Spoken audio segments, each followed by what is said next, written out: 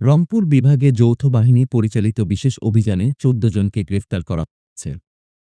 শনিবার মধ্যরাত থেকে রোববার ভোর ৬টা পর্যন্ত চলা এই অভিযানে রংপুর মহানগর ও বিভাগের বিভিন্ন জেলায় একযোগে অভিযান পরিচালনা করা হয়।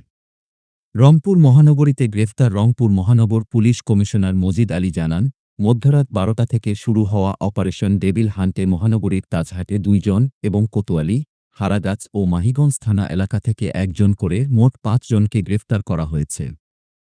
বিভাগের ৮ জেলায় অভিযান রংপুর রেঞ্জ ডিআইজি আমিনুল ইসলাম জানিয়েছেন, বিভাগের ৮ জেলার মধ্যে কুড়িগ্রামে ৬ জন, দিনাজপুরে ৩ জন, ঠাকুরগাঁওয়ে ২ জন এবং গাইবান্ধা, পঞ্চগড় ও লালমনিরহাট থেকে ১ জন করে গ্রেফতার করা হয়েছে। তবে রংপুর ও নীলফামারী জেলা থেকে কাউকে গ্রেফতার করা হয়নি।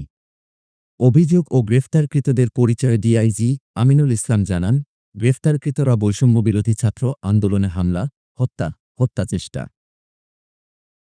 নাশকতা পরিকল্পনা এবং অর্থায়নের সঙ্গে জড়িত বলে অভিযোগ রয়েছে। এরা সবাই আওয়ামী লীগ ও এর অঙ্গ সহযোগী সংগঠনের নেতাকর্মী। তাদের বিরুদ্ধে বিভিন্ন মামলা রয়েছে।